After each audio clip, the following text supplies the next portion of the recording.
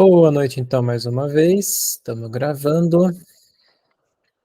E hoje vamos continuar o estudo do artigo História de um Danado, na Revista Espírita de fevereiro de 1860, né? São quase 130 questões e a gente ficou naquele dia só nas primeiras 17. Tanta coisa que tem interessante isso aqui. Até aqui... Lê a pergunta, né? Sim, então, a 17... A gente está em observações. Se bem que a observação é sobre tudo, né? Não é sobre... porque até aqui o espírito não tinha resolvido, não tinha falado com eles, né, direito, e ele estava conversando com São Luís, né, para entender direitinho ali. A observação de Kardec: a senhora X, médium vidente que assistia à sessão, viu esse espírito no momento em que queriam que escrevesse. Sacudia o braço do médium. Seu aspecto era aterrador. Vestia uma camisa coberta de sangue e tinha um punhal. Senhor e senhora F, presentes à sessão como ouvintes, não sendo ainda sócios, desde a mesma noite cumpriram a recomendação feita em favor do infeliz espírito e oraram por ele.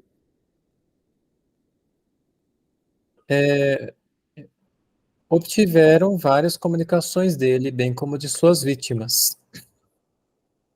E aí eu anotei, né, que tudo indica no seu próprio lar e não em um centro espírita, né? Remete à questão, né, dessa questão do movimento espírita, falar que hoje em dia, né, chegam a falar que a gente não deve nem orar pelos espíritos, fazer prece pelos espíritos infelizes. Já ouviu, né, Norita?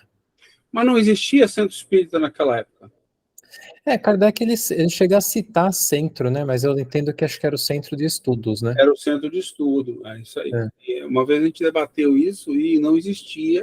O que você tinha era a Sociedade Espírita Parisiense, e você tinha algumas outras sociedades que se reuniam, mas não existia essa figura de um centro espírita, como a gente tem aqui, não existia, entendeu? Sim. Você ia falar alguma coisa, Norita, ou não?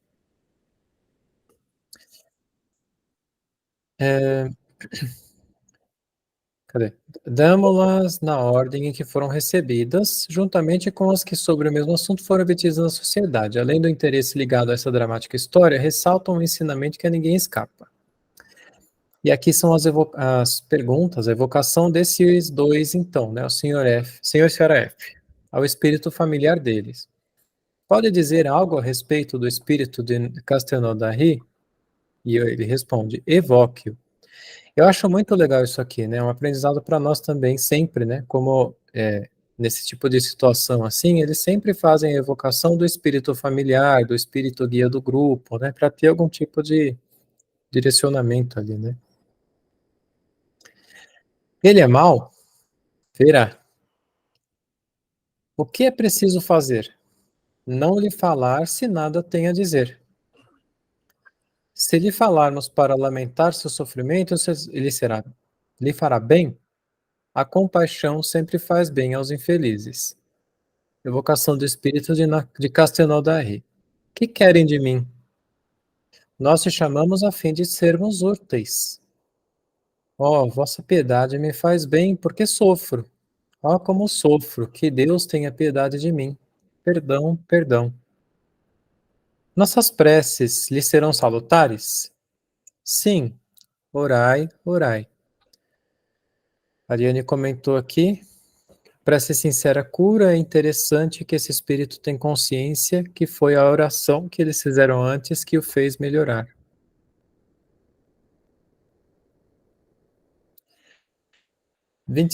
Está bem, oraremos por ti. Obrigado, tu pelo menos não me amaldiçoa. Por que não quiseste escrever na sociedade quando te chamaram? Oh, maldição.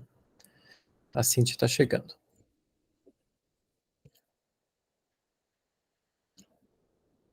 Maldição para quem? Para mim, que expio muito cruelmente os crimes que a minha vontade nos quais a minha vontade teve pequena parte. Boa noite, Cintia. Oi, todo mundo. Oi. Tudo bem? Cheguei atrasado e vou sair um pouquinho antes, tá? Boa noite, boa noite. Boa noite, Cíntia. Boa noite. Olá. Isso aqui começa a ficar muito interessante, né? Porque ele tá meio que querendo esconder, né? Ele não quer falar naquilo, né? Ele não quer assumir, né? Ele não quer assumir. Isso aqui é um tema que ainda me deixa em dúvida. Os espíritos falam em expiação. Kardec até fala, né, que eles falam genericamente, mas, enfim, a expiação começa também no espaço, no mundo dos espíritos? Sim, mas a gente falou... Ah, não. Desculpa, foi outro grupo que a gente debateu isso. A gente acabou de debater no final de semana sobre isso. No final do Céu e Inferno, ele tem uma história que ele aborda isso. A gente esqueci qual foi. Uma das últimas que a gente leu. Inclusive, no final, ele fala... o último capítulo é o capítulo que fala sobre expiação. Céu e Inferno. Então, fala várias coisas. E aí tem duas... A gente ficou com uma dúvida no primeiro, e no segundo, o Espírito disse claramente. A dúvida era o seguinte: a expiação começa quando? Aí a gente foi discutir e discutir o seguinte: para ter expiação tem que ter prova.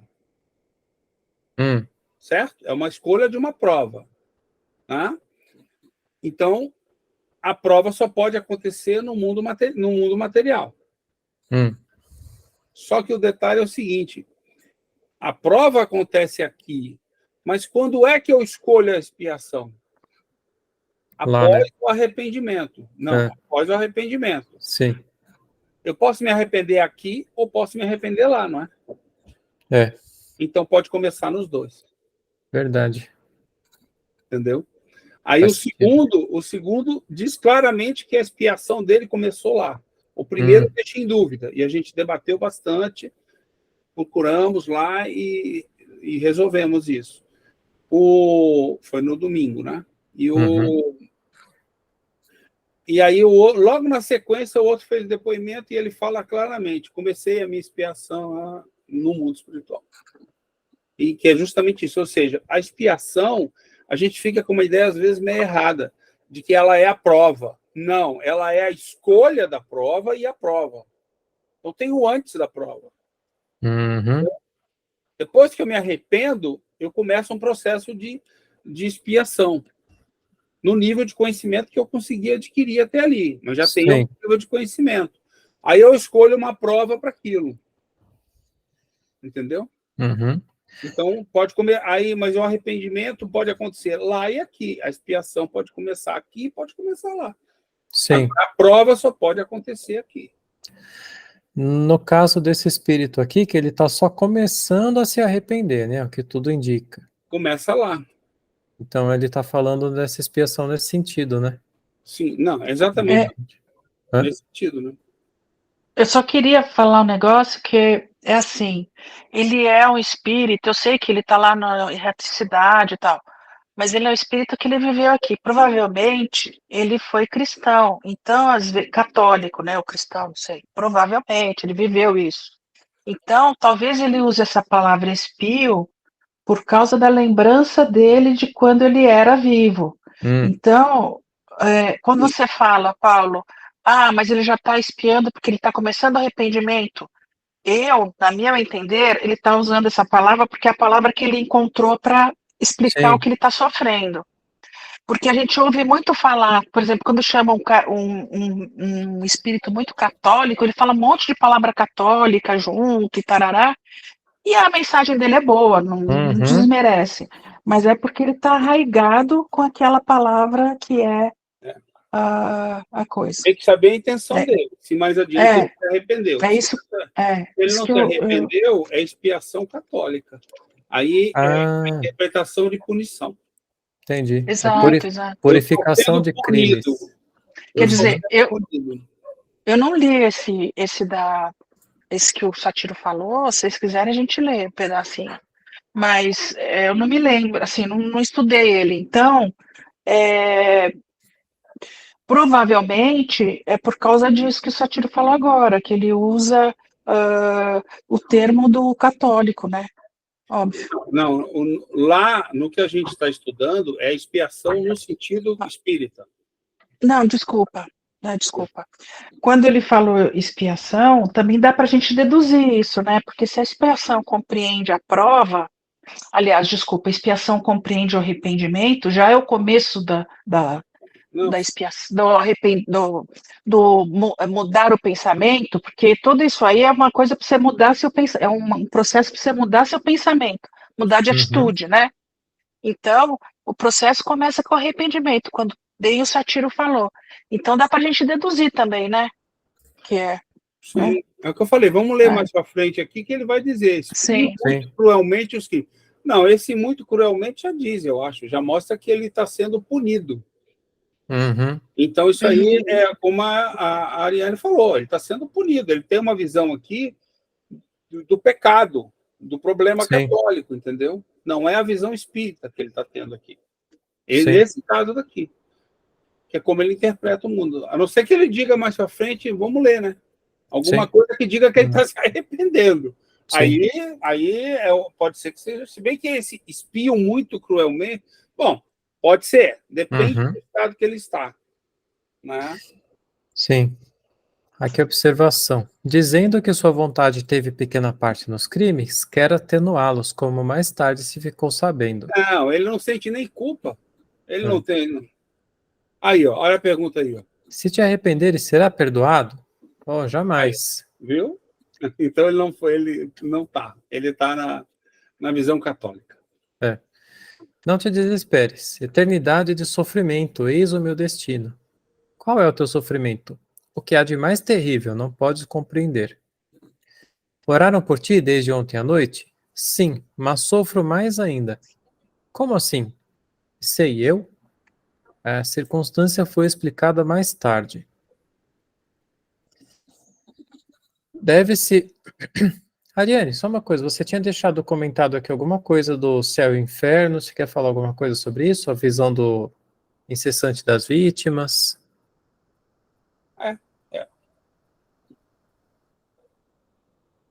Você só... Tá desligado o microfone. Desculpa, é que quando eu li isso, eu lembrei que tinha uma coisa lá nas leis, né? Naquela capítulo 8. Não é bem nas leis, naquele código lá. Então, é esse item, esse 19º item aqui. Quer que eu leia? Quiser ler? Para o criminoso, é do capítulo 8 do Céu e Inferno, item 19. Do Céu e Inferno da editora Fial, bom frisar. Isso. Para o criminoso, a visão incessante de suas vítimas e das circunstâncias do crime é um cruel suplício. Certos espíritos estão mergulhados em espessas trevas, outros estão no isolamento absoluto no meio do espaço, atormentados pela ignorância de sua posição e de seu destino. Os mais culpados sofrem torturas indescritíveis, tanto mais pungentes quanto não lhes vem o fim. Muitos são privados da visão dos seres que lhes são caros. Todos, geralmente, suportam com intensidade relativa os males, as dores e as necessidades que fizeram os outros suportar.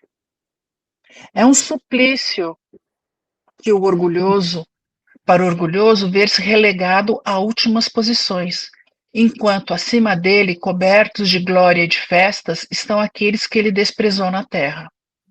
Para o hipócrita, ver-se penetrado pela luz que ponha nos seus mais secretos pensamentos que todos podem ler, sem nenhum meio para se esconder e dissimular. Para o sensual, ter todas as tentações, todos os desejos, sem poder satisfazê-los.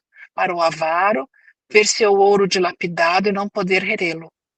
Para o egoísta, ser abandonado por todos e sofrer tudo que os outros sofreram por ele. Terá sede e ninguém lhe dará de beber. Terá fome e ninguém lhe dará de comer. Nenhuma mão amiga vem apertar a sua, nenhuma voz compassiva o vem consolar. Ele só pensou em si mesmo durante a vida. Ninguém pensa nele nem o lamenta após a morte.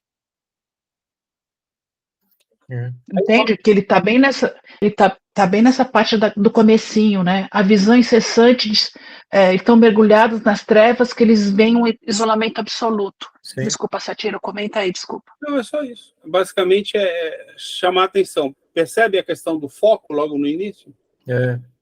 E essa questão toda é o seguinte: o sofrimento de qualquer espírito é interno, não tem nada, nenhuma causa externa. Uhum. É você mesmo que causa sofrimento para você mesmo, porque você desenvolveu, não interessa o status que você tinha aqui, de criminoso, de assassino, de milionário, não interessa. Se você desenvolveu uma imperfeição, você vai sofrer. Ponto final. Uhum. Entendeu? Acabou. Verdade. Você escolheu sofrer, né? Ele cita várias imperfeições ali, começa com orgulhoso. Escolheu, meu amigo, vai sofrer, e ela vem da onde? Vem de dentro de você. Não tem nada fora. O mundo espiritual não tem nada material, nada para você se apegar. E você não chega ao ponto que ele mostra, né? De não falar e não reconhecer ninguém. Mas não é que alguém te impede de ver as pessoas, é que eles estão do teu lado e você não vê. Sim. Eles estão do teu lado e você não quer ver. Você não quer ver eles. Aí quem você quer ver, você vê. Aí você vê lá o outro que você humilhou, feliz da vida. E você, que é todo orgulhoso, está na desgraça. Você se colocou nessa posição. Uhum. Sofrimento, né? Sim. E você vê, né? Depois de todos esses anos disso tudo, Kardec até diz aqui, né? Terá fome, não será dado de comer. Terá sede, não será dado de temer. Ao sensualista, ele não vai conseguir satisfazer os seus desejos, né? Exatamente. Mas hoje o movimento espírita está ensinando o contrário, né? E quantos espíritos devem perder tempo por conta disso, né? Fica esperando lá que vai encontrar a sopinha, né? Que vai... complicado. Primeiro que você não está no umbral, né? Vai ser difícil. O umbral é seu, é sua cabeça. Sim. Se você quiser criar um umbral, ele cria. Mas não existe ninguém lá, ninguém, grupo de espírito lá, bondoso, que vai lá salvar você, puxar você pela mão. Não tem nada disso. É verdade, os resgates, né, que eles falam. Não tem resgate nenhum. O resgate existe, mas ele é um resgate baseado no racional, na evolução do próprio espírito. Então, se você dá um conselho para ele, em algum momento ele ouvir, se ele vier aqui conversar, ele ouvir, se você fizer uma prece, ele ouvir, mas ele tem que mudar o jeito dele. Enquanto ele não muda o que ele é, ninguém tira ele de lá. Vamos dar uma folguinha para ele. Não tem folguinha, irmão. Você que está querendo ficar aí, eu não tenho como tirar você daí. Sim. Não tem nenhuma hipótese. É o que eu falo, nem Deus vai lá interferir. Verdade. A escolha é dele, é livre-arbítrio. Verdade. Deve-se fazer algo em relação à casa onde se instalou? Não me falem nisso. Perdão, meu Deus, já sofri demais. Tens que permanecer lá? Assim estou condenado. Ele não sabe como resolver, não sabe como sair. Aí ele citou aqui o céu e o inferno, né? A punição é sempre a consequência natural da falta cometida. O espírito sofre pelo próprio mal que fez, de maneira que, estando sua atenção concentrada incessantemente sobre as consequências desse mal, compreende-lhe melhor os inconvenientes e é motivado a corrigir-se. Interessante. É a lei, é o código. Será para que tenha teus crimes constantemente sob sua vista? É isso. Não se desespere, tudo pode ser perdoado com arrependimento. Não há perdão para Caim. Então matou seu irmão? Todos somos irmãos. Por que quis fazer mal ao Senhor D? Chega, por favor, chega. Então, ó Deus, tem confiança na misericórdia divina. E ele pede que eles orem. Nova evocação, estou junto de vós. Começa a ter esperança? Sim, meu arrependimento é grande. Qual era o teu nome? Saberá mais tarde. Há quantos anos sofre? 200 anos. Em que época cometeu o crime? 1608. Pode repetir as datas para confirmá-las? É inútil, uma vez basta. Adeus, eu os falarei amanhã. Uma força me chama. Evocação. Obrigado, Hugo. Pronome do Sr. F. Quer falar do que aconteceu em Castelnaudary? Não. Fazeis-me sofrer quando falas disso. Não é generoso de sua parte. Sabe muito bem que se te falamos disso é com o objetivo de esclarecer-te acerca da tua situação e não de agravá-la. Então, fala sem medo. Como se deixou levar a cometer esse crime? Um momento de desvario. Ariane colocou aqui que ele responde com poucas palavras, né, sem enrolação. Eu marquei, né, se ele tivesse errado por um desatino, ele não sofreria tanto, né, ou seja, se foi só perdeu a cabeça ali, fez um erro, não estaria num estado tão assim, como a gente já viu. É. E aí eles estão percebendo isso aqui, né? Houve premeditação? Não. Esta não pode ser a verdade. Seus sofrimentos provam que é muito mais culpado do que dizem. Que é muito mais culpado do que dizeis. Sabe que só pelo arrependimento pode abrandar tua sorte e não pela mentira. Vamos, seja franco. Bem, já que é preciso, seja. Foi um homem ou uma mulher que matou? Um homem. Como causaste a morte do Sr. D? Eu lhe apareci visivelmente. Meu aspecto é tão horroroso que minha simples vista o matou. Fez de propósito? Sim. Por quê? Ele quis me desafiar, e eu faria de novo se me viessem tentar. Isso aqui foi interessante, né? A Ariane comentou aqui que ele matou por vingança.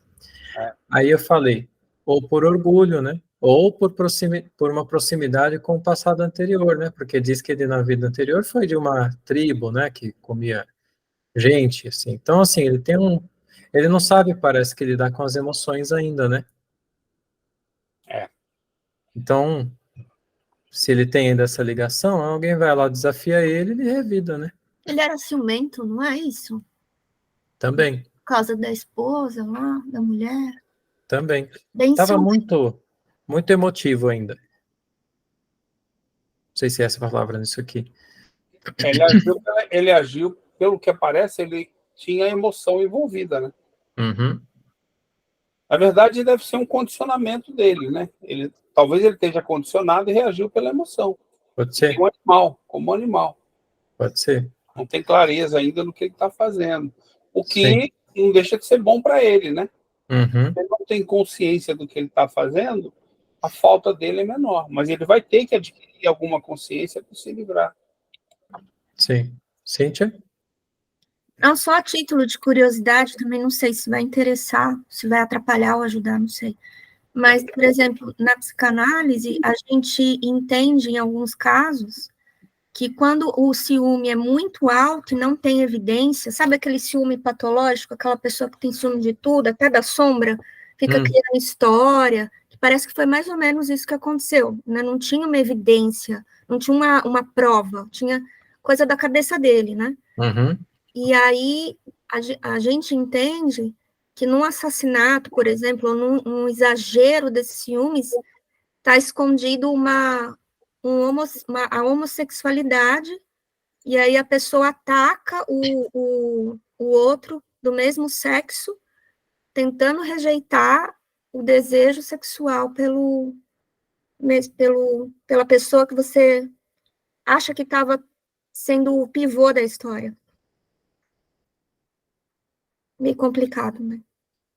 Não, É. eu não sei se a psicanálise fala isso, mas a parte que importa aqui é que, ao você se apegar às emoções, e essa reação por condicionamento que ele desenvolveu, é algo irracional, não é pensado, não é planejado. Ele faz por outros motivos, por condicionamentos que ele tem.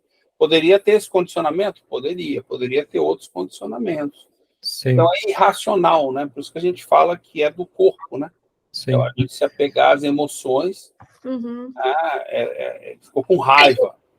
E aí isso levou ele a reagir de uma certa maneira. O motivo e gerou essa vingança, entendeu? Uhum.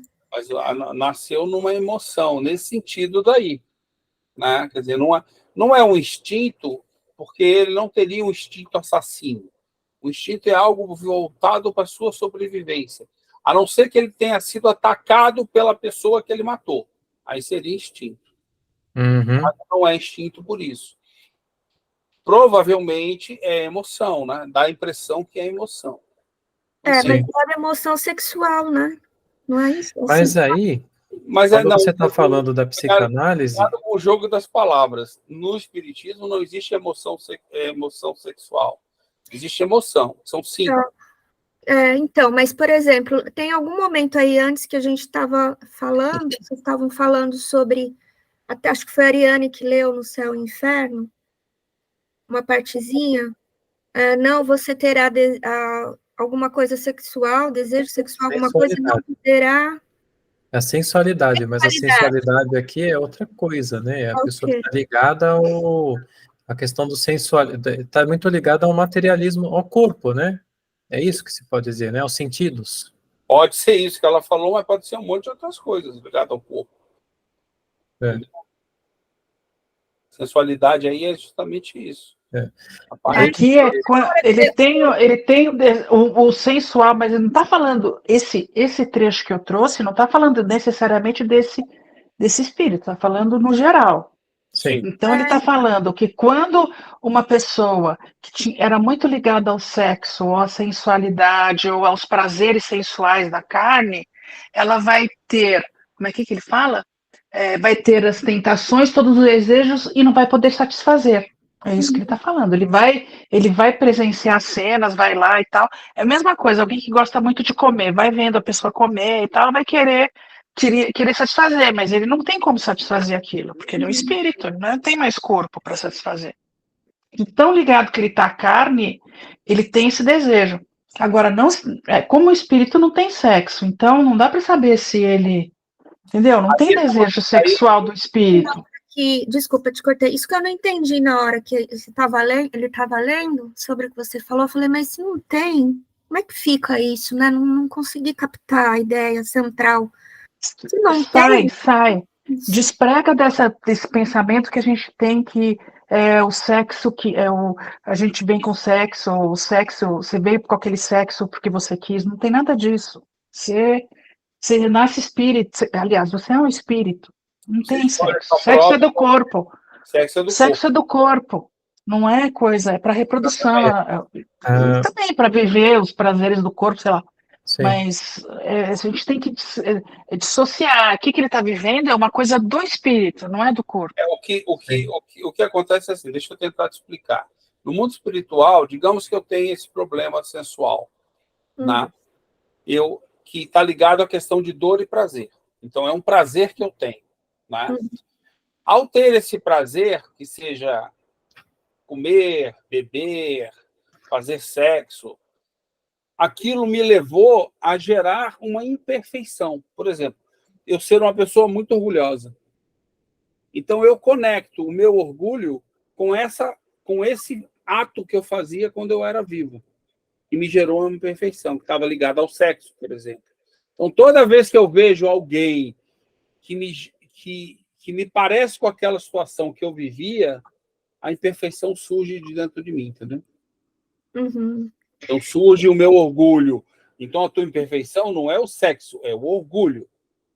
E entendeu? O que é esse negócio da sensualidade, sensualismo? O que é isso, então? Isso que eu achei aqui interessante. Deixa eu só perguntar, a Norita tinha levantado a mão. Você quer falar ainda, Norita? Tá por aí? Não quero, não. Obrigada. Tá bom.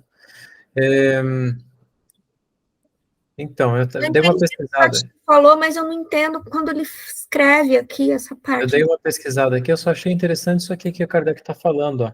É preciso entender as palavras materialismo e sensualismo não são sinônimos, nem caminham sempre a par. Vêm-se pessoas espiritualistas por profissão e por dever, que são muito sensuais, ao passo que há materialistas muito moderados, né?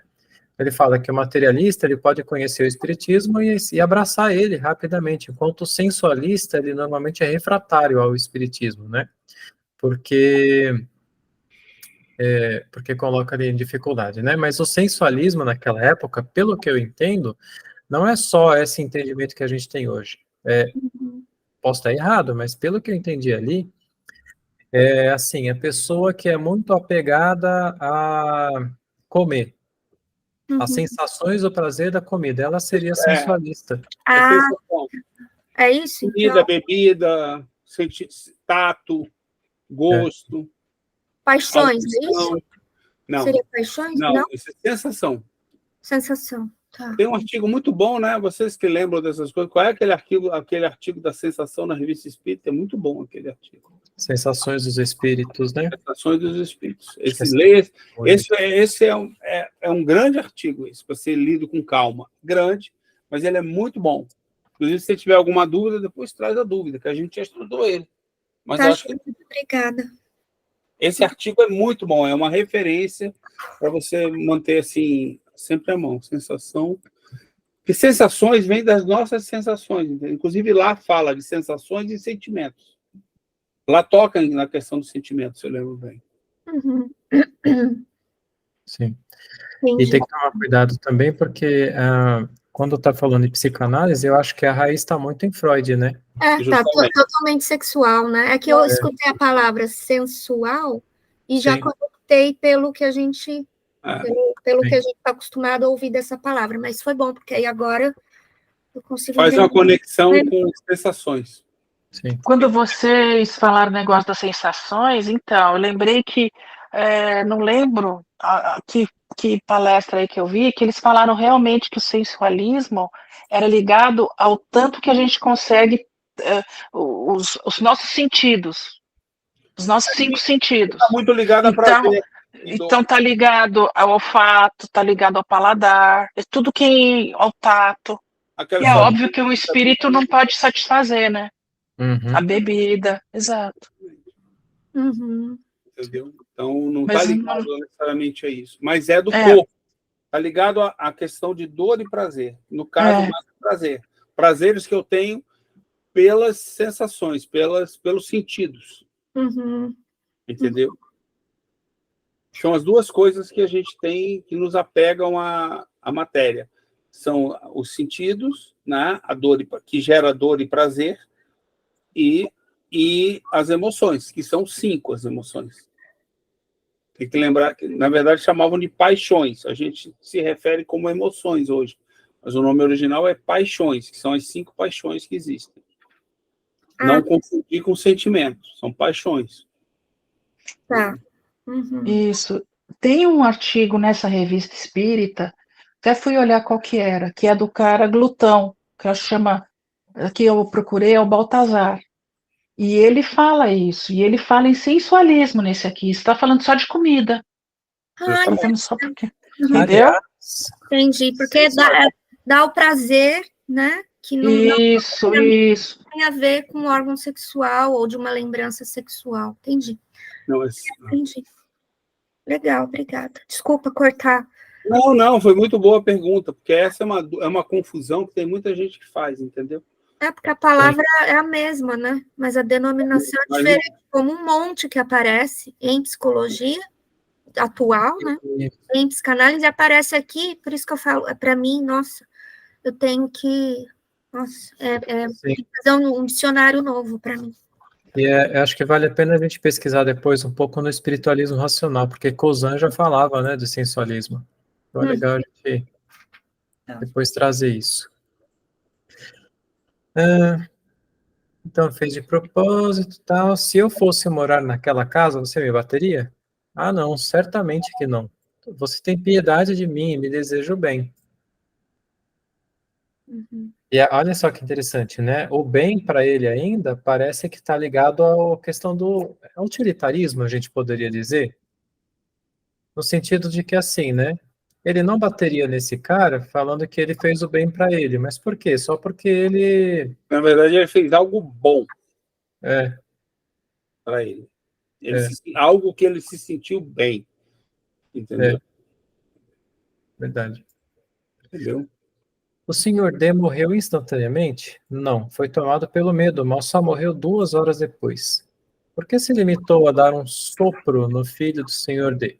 Era mais do que o suficiente ter matado 2 homens. Consciência, será? Não, consciência todos nós temos. Desde que a gente veio como espírito para o mundo, nós começamos por tomar consciência de nós. E vamos desenvolvendo a consciência ao longo do tempo. Então, ele pode ter essa consciência de que o ato era dirigido para fulano e não para Beltrano, entendeu? Sim. Foi fulano que me machucou, não foi Beltrano que me machucou. Então eu vou dirigir para fulano. Isso é consciência. Sim. Também é desenvolvido. Você não nasce com consciência, o espírito. Sim. A gente vai desenvolvendo a consciência na medida que a gente vai evoluindo. Sim, verdade. Ari? Então, ia falar esse negócio aqui. Às vezes ele tem o espírito humano, né? Ele tem consciência de si, mas às vezes ele não está construindo ainda a consciência do outro, entende? Sim, mas é Que ele está vivendo com os outros. Eu não estou falando que não tô discordando de você, eu concordo inteiramente. Eu estou falando só que ele está evoluindo e está entendendo, já está entendendo o outro, porque ele está falando assim, já foi suficiente matar dois. Porque se ele fosse um matador mesmo e ainda te quisesse matar, ele continuaria matando. Né? Não sei, eu entendo assim. Então acho que ele já está tomando uma consciência do outro. Não, ele entendeu? tá, mas do conjunto das pessoas em volta, que não é só ele, né? Existe não cooperação, mas que existem outras pessoas no mundo além dele, está sendo menos egoísta, sei lá. Na verdade, não é questão de egoísmo, é questão seguinte, na nossa evolução, qual é a primeira consciência que eu tomo? Sou eu, que eu existo. Isso não quer dizer que eu sei automaticamente que os outros existem. Então você vai evoluindo e vai aperfeiçoando isso que a Ariane falou. Você vai começando a perceber o outro, sabe aquele negócio? Quantas pessoas conseguem ter empatia com todo mundo? Exato. Complicado. Isso é consciência e percepção. Então você vai evoluindo em vários sentidos e vai tomando mais consciência de que o mundo está aí e não é seu e não é você. Você quer ver uma coisa que, na minha opinião, é uma posição minha, mas eu penso sempre assim. Oh, meu Deus, vai me fugir. Me fugiu. Depois eu falo. Tá bom. Pergunta dirigida às perguntas a seguir, né, a São Luís. O espírito que se comunicou com o Sr. F é realmente o de Castelnaudary? Sim. Como pôde se comunicar com eles tão prontamente? Ele ainda ignorava a sociedade. Ele não se havia arrependido, e o arrependimento é tudo. As informações por ele dadas sobre o crime são exatas? Cabe a vós verificar e vos entender com eles.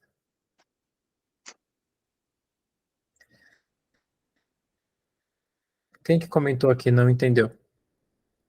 Eu não tinha entendido, mas agora eu entendi. Esquece. Tá. Eu não sei, acho que eu não conectei, por isso está como anônimo. Então, anônimo sou sempre eu. Ele disse que o crime foi cometido em 1608, que morreu em 1659. Ele se acha nesse estado, portanto, há 200 anos? Isso será explicado mais tarde. Pode descrever seu gênero de suplício?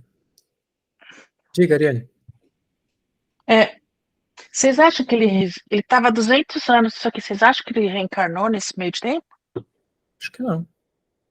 Não sei. Ele não fala aí. Aparentemente, não. Ele não falou que reencarnou. Vamos ver mais adiante. Não tem coisa, mas vocês acham que ele pode ter reencarnado, mesmo com todos esses problemas, e reencarnado? Eu acho que não, porque... Eu estou fazendo só pensando assim, alto. Quando eu li isso aqui, quando eu li no Estudo do Céu e Inferno, eu pensei nisso. Acho que provavelmente ele não reencarnou, porque ele está muito arraigado nessa vida que ele viveu toda, entendeu? Sim. E ele, se reencarnasse, talvez ele tivesse tido alguma melhora. Alguma evolução ele teria. Mas não sei, não diz aí. Acredito que não. Norita? Então, eu estou pensando aqui. Se ele diz que está há 200 anos neste estado, e ele foi levado a ficar neste estado, revendo o crime lá naquela situação, provavelmente ele não encarnou, né? Por quê? Aparentemente não, mas não dá para a gente garantir, entendeu? Ele poderia. Ele não foi levado. Ele não foi obrigado a ficar lá, é só ele não consegue concatenar outras coisas, só fica pensando nisso, Norita. Ele não consegue sair do estado que ele está. É a mesma coisa que uma pessoa que cai dentro de um poço e não consegue sair do poço. Mas aí eu Entendeu? acho que, além do fato de que o São Luís falou lá no começo, né, que ele tinha tido uma vida antes dessa, né, que era, lá não falou nada, né, sobre um meio termo aí, eu acho que se ele tivesse tido uma vida, ele próprio teria falado de uma maneira diferente, né, porque uma vida nesse meio de caminho aí, teria dado a ele, acho que algum tipo de desafogo ali, né, tirado ele um pouco aquele pensamento. Eu acho que ele está muito arregado. Desculpa.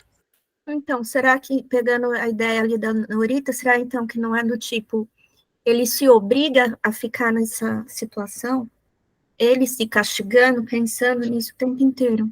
Será que é isso? Não. É que o espírito não tem como sair, ele não sabe como sair. Sabe, eu fico pensando assim, né? Quando a gente faz uma coisa muito errada que a gente se arrepende muito, né? A gente aqui já fica nisso, né? Você fica. Agora imagina você tá lá e não ter. Você se põe num lugar e não consegue sair disso. E lá você não tem distração, você não tem alguém para chegar ali, porque aqui, né? Qualquer um de qualquer elevação tá na matéria, chega, é acessível, nós somos acessíveis, né? Lá não. Norita. E levando em consideração também que a gente leu que ele não tem ninguém por perto, ou ele não vê ninguém por perto, né? Não tem ninguém que o ajude, porque ele não dá essa abertura ainda. Então, para mim, ele está lá. Sim. Eu entendo, então, né? Mas ele não pode ter tido uma encarnação curtinha, assim, nasceu e morreu? Pode, ele pode tudo. Então, Ele por pode exemplo, sei lá, um bebê que ia nascer e morreu, ou morreu criança, sei lá, com 5 anos, nem fez nada. Olha só, vamos ler o português. Não, eu estou perguntando só se o que vocês acham que pode ter acontecido ou não, mas tudo bem. Mas aqui tem uma questão do português. Ele fala assim, ele se acha nesse estado, portanto, há 200 anos. Então, ele não mudou de estado. Então, ele provavelmente não reencarnou. Ele está nesse estado há 200 anos. Exatamente. A gente leu aqui, foi aqui que a gente leu alguma coisa que o cara ficou, estava já 1.500 anos? Nossa, não. Não, então foi lá no Céu e Inferno. Caramba. O cara estava 1.500 anos naquela condição. Cíntia, quer falar? Isso aqui é confusão, né? Não, eu ia falar, talvez um bebê, mas assim, ele teria, de repente, igual a Ariane falou, ele teria, de repente, demonstrado alguma coisa aqui, né? De mais arrependimento para tentar voltar. Será que não? Talvez ele, no mínimo, tivesse citado alguma coisa, né? Que isso só foi abafado por algum tempo, algum tempinho ali que ele conseguiu sair disso, né? Acho que vamos deixar que ele vai. Isso será explicado mais tarde. Vamos ver qual a explicação. Aí acho que ajuda a gente. Só uma fala rápida que a gente leu lá antes, no item 14, que ele está persuadido de que terá de ficar eternamente naquela situação. Sim. Né? Então, provavelmente... Também, novamente, uma outra frase. Isso não é? Ele, assim, eu entendo. Uma outra frase, justamente. Então, ele não tem como desejar uma outra vida porque ele acha que não tem saída. Aquele negócio de, como é que é? De punição eterna, né? Sim. E aqui, me surgiu uma coisa aqui. Porque a gente sabe que existem as encarnações compulsórias, né? Quando o espírito não está apto, alguém vai lá e não sabemos como direitinho, ajuda ele lá a ter uma encarnação, né? E por que nesse caso, e em todos os casos como esse aqui, que o espírito está lá, daquele jeito, né? Será que é porque ele... Por que então não chegando a falar, encarna aí para você se desligar um pouco disso? Acho que, na verdade, a resposta a Kardec já deu, né? Naquilo que a Ariane falou. Então, aqui no item... Ai, não está fechando aqui, peraí. No item 21, em dado momento, ele fala assim, ó. A situação do espírito no céu e inferno. A situação do espírito, a partir de sua entrada na vida espiritual, é a que ele preparou para si durante a vida no corpo. Aí tá claro, né? Esse moço fez isso. Mais tarde, outra encarnação lhe é dada e por vezes imposta. para expiação e reparação por meio de novas provas, mas ele aproveita em maior ou menor proporção em virtude de seu livre-arbítrio. Agora tem uma nota aqui, quando fala imposta ou eles puseram uma nota aqui. Aí o editor pôs uma nota assim: o significado dessa imposição está no sentido da inevitabilidade da lei natural do progresso. Foi aquilo que o Sátiro falou, que só ocorre de forma livre e consciente. Assim, uma nova encarnação é sempre decorrência natural e inevitável da lei do progresso. Mas, tem um mas, o melhorar-se é invariavelmente um ato de vontade livre. Uma encarnação é dada quando é escolhida livremente como prova ou expiação pelo espírito que deseja superar sua imperfeição e reparar o mal que fez. Já a situação de uma encarnação imposta somente ocorre quando o espírito ainda é ignorante para escolher por si mesmo, por ser necessário ao progresso, ou então muito endurecido, pois nessa condição não consegue escolher de forma consciente. Nesses casos, o objetivo da encarnação é o de levá-la à condição de escolher conscientemente, por seu próprio despertar, conforme afirma o item 8. As atribuições podem ser impostas a espíritos endurecidos ou extremamente ignorantes, para levá-los a fazer uma escolha com conhecimento de causa. Os espíritos penitentes, porém, desejosos de reparar o mal que hajam feito e de proceder melhor, esses as escolhem livremente. Entendi. Entende? Então, assim, a pessoa escolhe livremente, mas depende, se ele for um espírito endurecido, muito endurecido, que não tem como escolher conscientemente, ou que ele estiver nas primeiras encarnações que ele é muito ignorante, ele encarna, ele nem percebe que está encarnando. Aliás, nem percebe tanto a vida espiritual, né? Mas percebe.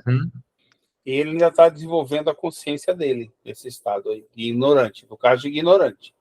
Por ele ser ignorante, ele está no início do desenvolvimento da consciência dele. Exato. Ele já tem consciência que ele é um ser, mas aí começa aquele processo. Sim. Aqui ele já tem bastante consciência dos outros, etc., do que ele fez mal para um, não fez mal para outro. Ele é bem endurecido. Talvez essa conversa aqui que ele está tendo com os espíritos ajudem ele a amolecer, que ele está endurecido, por isso que eu estou falando de amolecer. E aí ele não precise fazer uma encarnação compulsória. Assim, que a pessoa... Compulsória não, como é que ele fala? É imposta. Ele possa escolher. Mas assim, só para ele evoluir. Não sei. Tem uma coisa que eu gosto de lembrar, que é o seguinte: cuidado com essa questão de tempo. Nossa, 1.500 anos. Tempo não existe da forma que a gente pensa. Sim. E a gente já viu Kardec falar que o tempo no mundo espiritual é diferente do nosso. O tempo para coisas que não têm massa, a ciência já mostra isso, ele passa de uma maneira completamente diferente do tempo que passa para a gente que é matéria, que tem uma massa mais sólida. Então, 1.500 anos, como eu falei no caso do exemplo que a gente tem, pode parecer uma infinidade, um infinito, ou pode passar no estalar de dedos. Não sei. É relativo. Tempo é relativo. Isso é um conhecimento que a gente já tem nesse mundo. Agora já existe esse conhecimento. Se você procurar, você vai achar. Mas que a gente não domina ele ainda. A gente não consegue imaginar a relatividade do tempo. Mas Einstein começou a trabalhar com a relatividade justamente aí. Sim. Só para lembrar esse detalhezinho aí, que a gente tem esse conhecimento, mas não usa. Sim. Norita? Então, nessa questão do tempo, né, quando ele fala que está 200 anos naquela situação, é porque ele ainda está pensando o tempo de quando encarnado, né? Ele não está pensando o tempo de lá, porque o tempo de lá é fugaz, né? A gente é bem menor pelo que a gente vê. E também ele pode estar se baseando só na data, né? Ele fala, eu morri em 1600 e tanto, então, e hoje é 1800 e pouco, mas o quanto isso representa para ele? Então. Né? Entendeu? Então tem isso daí. Porque você tem que pensar assim, quando você ouve 1.500, você fala, meu Deus, Por que que não fizeram uma coisa compulsória para ele? Mas por que iam fazer? Qual o motivo disso? Porque é 1.500 anos? Cuidado com a noção de tempo, entendeu? Ah, não, porque é muito tempo. Será que é muito tempo ou é pouco tempo? Isso muda com várias coisas. Tem algumas coisas que modificam essa percepção. Não? Então, pode ser que os espíritos estão lá e falam assim, não, esse rapazinho ainda tem coisa para aprender. Ele tem coisa que ele pode usar e achar o caminho dele. Deixa ele achar o caminho dele. Sim. Entendeu? Não há necessidade. Ele tá indo. Está indo. Né? Ele não parou. Quando eu for imperfeito e alguém me ajudar, eu aviso vocês. Eu estou bem endurecido. Vou arrumar uma coisa para você. Tá certo. Pode descrever seu gênero de suplício? Lhe é atroz. Como sabe, foi condenado a ficar no local do crime, sem poder dirigir o pensamento a outra coisa senão o crime. Sempre ante os seus olhos, e julga-se eternamente condenado a essa tortura. A gente sabe, né, São Luís sempre usa esse tipo de palavra, né, foi condenado, Deus não permitiu, mas é uma forma de falar, né. Está mergulhado na escuridão? Escuridão quando quer afastar-se do lugar do exílio. Qual é o mais terrível gênero de suplício que pode experimentar um espírito nesse caso? Não há descrição possível das torturas morais que são a punição de certos crimes. Até mesmo aquele que as experimenta terá dificuldade em vos dar uma ideia. Mas a mais horrível é a certeza de se crer condenado sem apelo. E isso aqui é provocado pelos dogmas, né? Aí, ó. Você que anotou ali, crença na queda pelo pecado. Você pode acreditar nos dogmas. Sim. E é interessante, né? Porque o desenvolvimento do espiritismo, né, leva a não ter que passar por isso aqui, né? Porque assim, ele poderia morrer, chegar lá e falar, eu estou sofrendo, por quê? O que que eu fiz? O que que eu fiz de errado, né? Qual que é o meu... Enfim, se analisar mais do que ficar numa coisa sem fim, né? Pensar mais, né? Há 2 séculos ele se acha em tal situação, ele avalia o tempo da mesma maneira que em vida, isto é, o tempo lhe parece mais longo ou menos longo do que quando estava vivo. Parece-lhe ainda mais longo, para ele não há o sono. O espírito não dorme. Lorita comentou, não dorme, mas o que levou São Luís a dizer, para ele não há o sono? Será que pretendeu dizer que o danado ainda tem a necessidade e quer dormir, mas não consegue, ainda continua preso à matéria? Quer comentar, Lorita? E também tem esse o. Para ele não há o sono. É que eu acho que ele quis dizer que não há descanso. Então, a minha dúvida é a seguinte. Por que para ele e por que o sono? Eu acho que é figurativo. Tem outros espíritos que pensa que dorme? Também pode ser tradução, viu, Norita? Porque aqui no outro que tem, parece-lhe antes mais longo. O sono não existe para ele. Pode ser. Mudou alguma coisa? Não mudou nada, né? A questão do sono é o seguinte... A Cintia levantou a mão, foi? Eu acho que, bom, para mim ficou como se ele não tivesse descanso mesmo. Eu acho que é figurativo. Existem situações, Norita, né, que a gente sabe de casos, por exemplo, de espíritos que eram na vida anterior, por exemplo, padres, né, e acreditavam piamente nos dogmas. Então, ele ficava ali em total paralisação. Ninguém obrigava ele a ficar parado, mas ele ficou ali parado por séculos.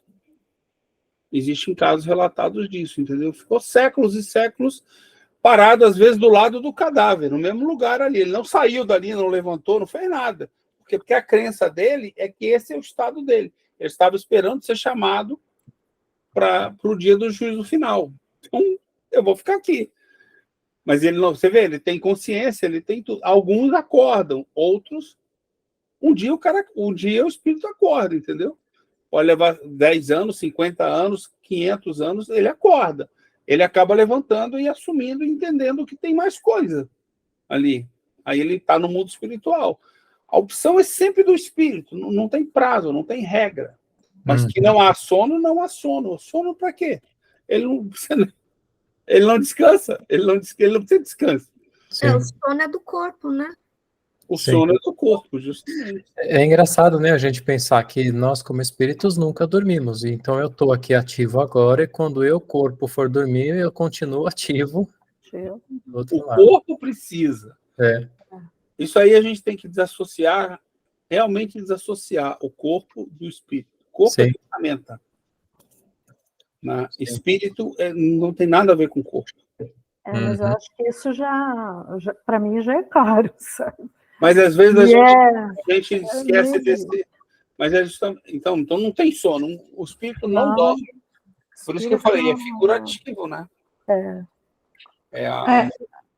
Mas viu, Norita, você viu o que ele fala assim? Ele fala assim, ó, os séculos nessa situação é como fazia quando vivo. Quer dizer que parece longo ou menos longo? Por que parece mais longo? Porque ele vive a noite e o dia. A gente não vive a noite, que a gente dorme, né? Então, os 200 anos que a gente vive, sei lá, 200 anos que a gente vivesse, 200 anos, um terço estava dormindo já, né? Sei lá, vivemos, sei lá, 60 anos, 100 anos, né? 40% a gente já dorme, né? 30%, 30 anos. Sim. Sei lá.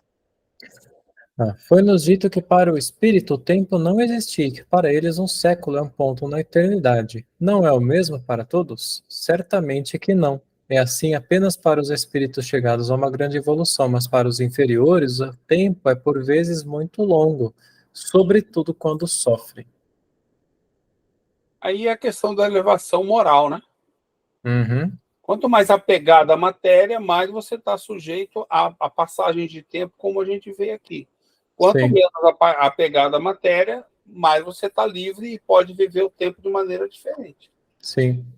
Inclusive, acho que um espírito tão apegado que ele fique vivendo aqui entre nós, né, vamos falar assim, ele deve passar o tempo como a gente, vendo dia e noite passando, né? Embora lá não tenha. Entendeu? Esse espírito é punido muito severamente pelo seu crime. Ora, você nos disse que antes dessa última existência tinha vivido entre os bárbaros. Lá deve ter cometido atos pelo menos tão atrozes quanto o último. Foi punido do mesmo modo? Isso aqui foi...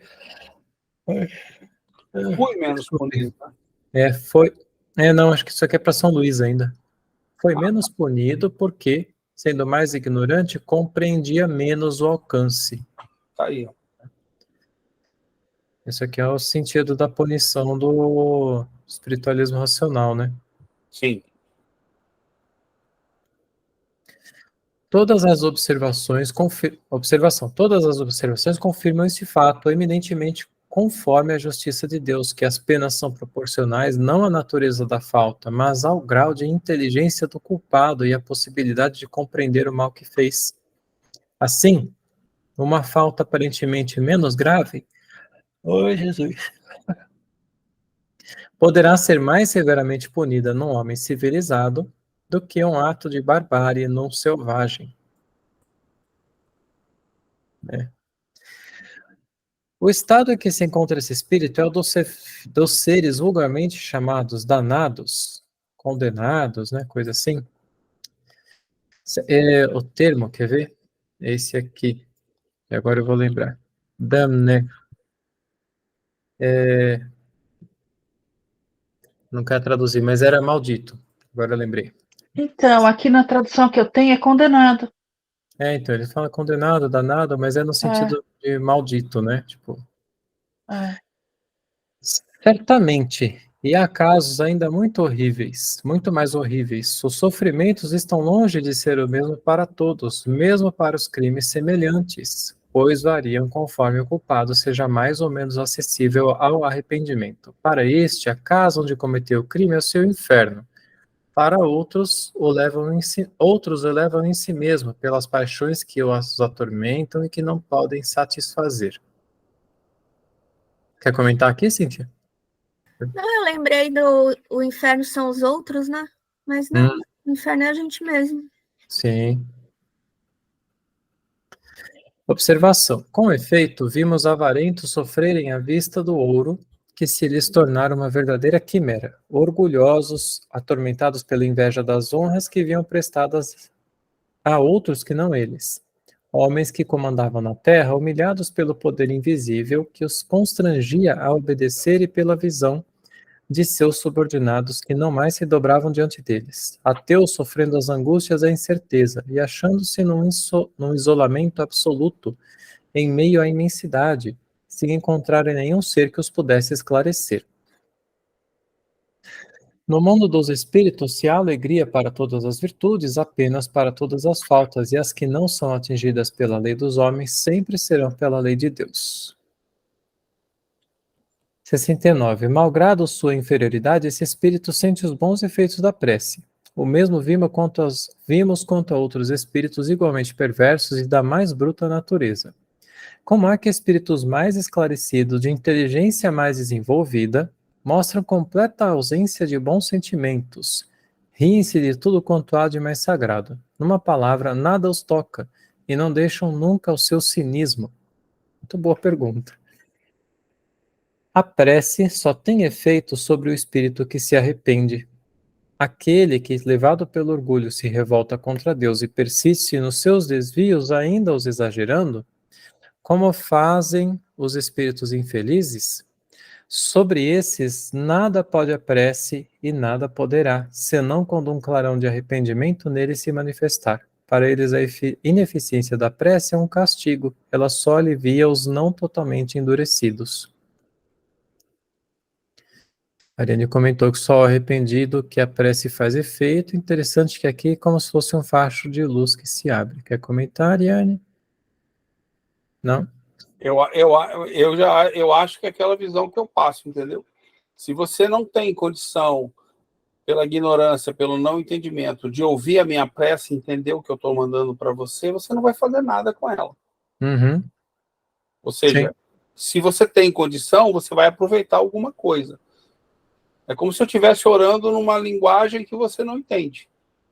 Sim. Então não adianta eu te dar recomendação, eu pedir alguma coisa para alguém, ajuda ele a ter isso, aquilo.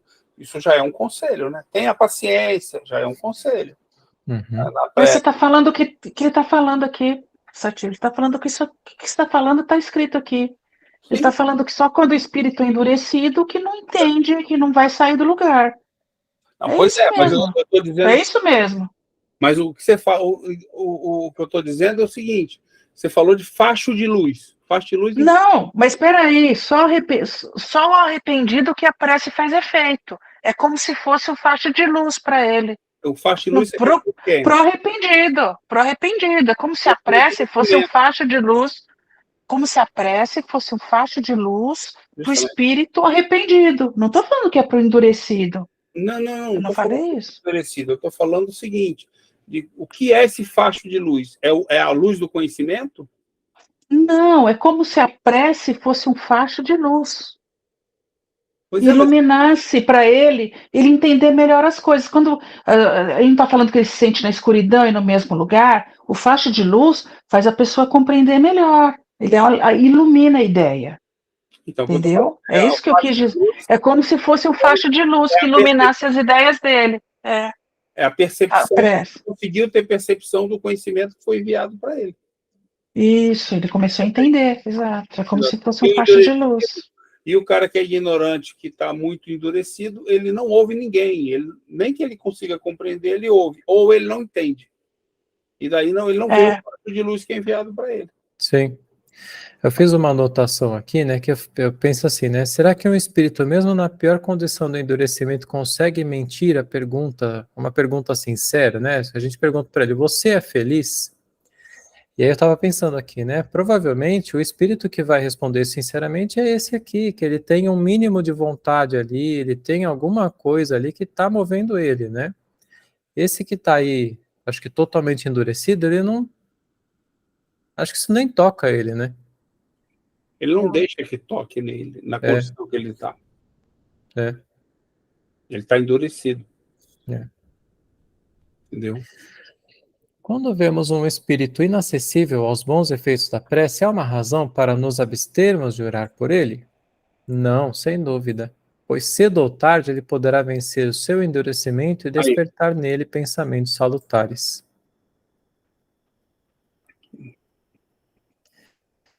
Sexta sessão. Na casa do Senhor. Minha avó falava que água mole em pedra dura, tanto bate até que fura. É, É isso aqui, né? Uma hora ele cede. ele tem conhecimento, ele adquiriu conhecimento. E aí ele pode usar esse conhecimento, querer usar esse conhecimento algum dia. sim, De alguma forma. Ele pode até lembrar de uma prece que foi feita para ele, sim, que ele não deu bola. Entendeu? sim. Evocação desse espírito. Então agora pode deixar a casa de Castelnaudary quando quiser? Permitem-me, porque aproveito vossos bons conselhos. Eu não sei por que ele perguntou isso aqui, né? Porque da outra vez que eles evocaram, ele veio também. Experimenta algum alívio? Começo a ter esperanças. Se pudéssemos te ver, sob que aparência te veríamos? Veríamos-me de camisa e sem o punhal. Opa, evoluiu. É. Por que não mais teria o punhal?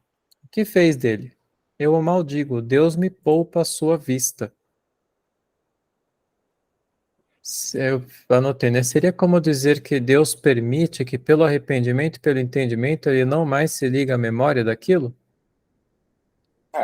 Ele está se livrando daquilo que eu falei, das conexões que ele tinha com a vida. O punhal era uma coisa que ligava ele àquela imperfeição que ele tem, entendeu? Sim. Ele desenvolveu. Ele desenvolveu para ele estar muito ligado ao punhal. Ele não sabe da imperfeição, ele sabe do punhal. Sim. É. Aqui é interessante, ó. Se o senhor D, filho, voltasse a casa, ainda lhe faria mal? Não, estou arrependido. E se ainda que te quisesse desafiar? Ah, não me pergunte isso. Não poderia me dominar. Isso estaria acima de minhas forças. Sou apenas um miserável. Então ele parece que ele está muito ligado, né? Ainda instinto, emoção, sei lá. Ainda não adquiriu conhecimento. Ainda É. não tem suficiente para se desapegar disso. E isso aqui me fez ficar perguntando, né? Será que ele deu um passo maior que a própria perna? Que sentido?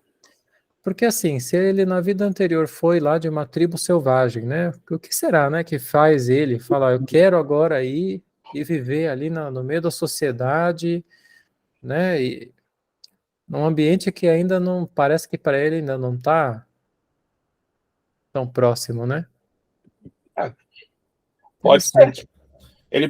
Quantas vezes será que a gente não quer dar um passo maior que a perna? Sabe que a gente não faz isso de vez em quando? Sim, E quando a verdade. gente faz e não tem conhecimento num certo aspecto, que aquilo... Eu não sabia que aquilo ia mexer comigo. Eu escolhi viver aquela prova. Mas eu fiz uma coisa errada e aquilo mexe muito comigo. E eu respondo com minhas emoções. E não com a busca de conhecimento. Né? Aí Tem você razão. vai dizer que eu dei um passo maior que a perna? Será que eu dei? Será que a gente não tem que ficar dando um passo maior, experimentando a gente, vendo se a gente é capaz, se não é capaz? É verdade. Verdade. É uma experimentação. E errei o tamanho do passo.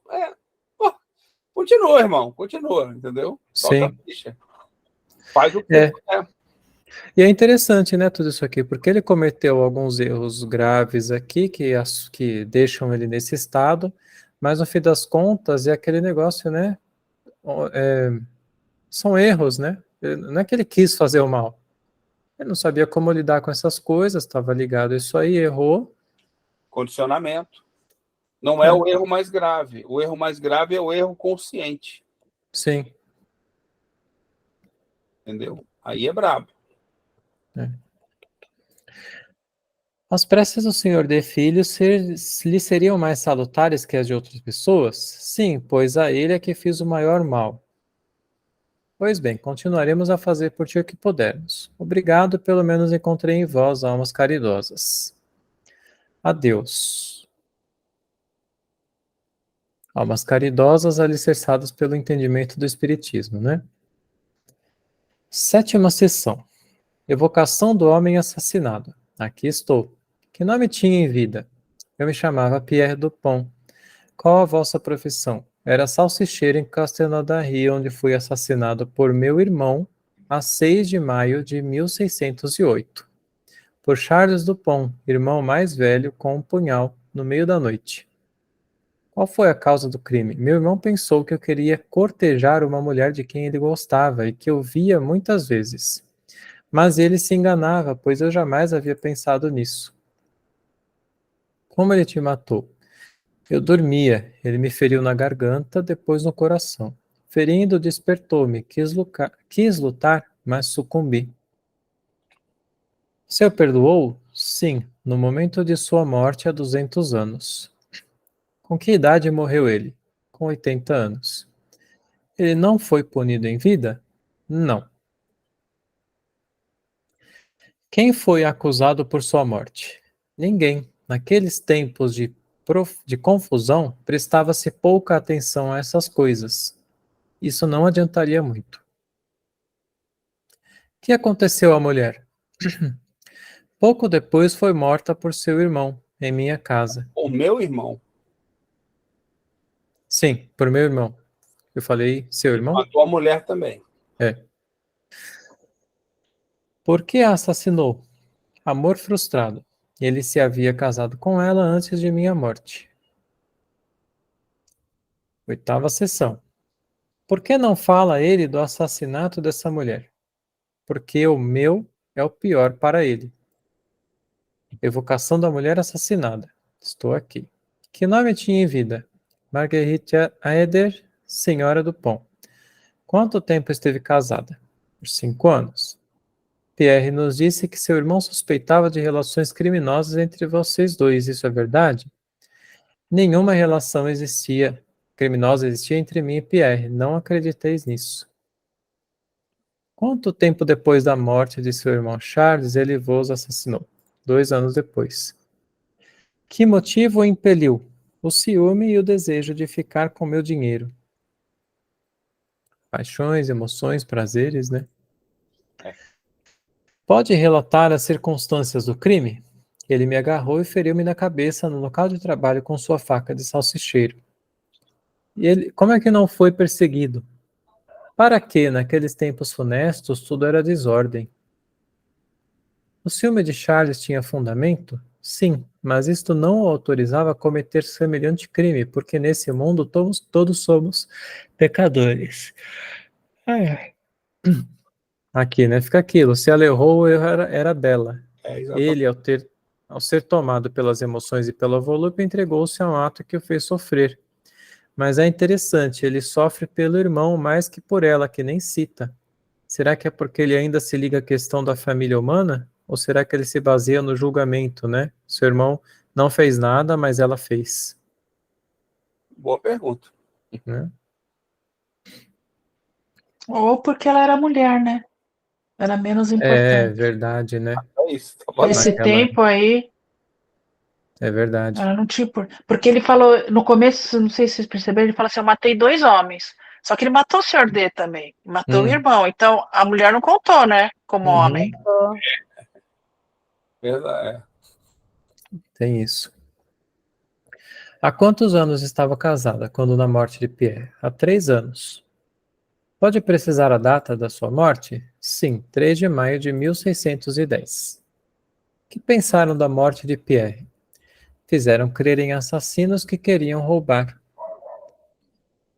Observação. Seja qual for a autenticidade desses relatos, que parecem difíceis de controlar, né? Kardec nunca aceita nada cegamente, há um ato notável, a precisão e a concordância das datas e de todos os acontecimentos. Tal circunstância é por si só curioso assunto de estudo, se considerarmos o que os 3 espíritos chamados em intervalos diversos, que os 3 espíritos em intervalos diversos em nada se contradizem. O que pareceria confirmar suas palavras é que o principal culpado no caso, evocado por outro médium, deu respostas idênticas. Vocês Querem parar por aqui? Deixa eu ver, ó. Nona sessão. Tem muita coisa ainda? 104. Ah, vai longinho aqui. Eu vou precisar ir embora um pouquinho mais cedo hoje. Tem que pegar meu filho. Então vamos parar mais cedo. Assim já tem que ir embora. Obrigada. Até a próxima. Obrigado, Cíntia. Obrigada. Ô, Eu vou lá Cíntia, pegar, então. Oi. eu vou pesquisar esse negócio de sensualismo, onde que eu vi, Uhum. e eu vou te passar o que é para você ler, para você aprofundar nisso, que é importante para mim, entender. Obrigada, Nívia. Tá bom? Obrigada por tudo aí, pessoal. Então, eu tô indo, tá? Tá. Obrigada para vocês também. Boa noite. gente. Obrigada, pessoal. Tchau. Tchau. Deixa eu parar. Oi, fiquei sozinho aqui. Como é que desliga? Achei. Tchau, tchau.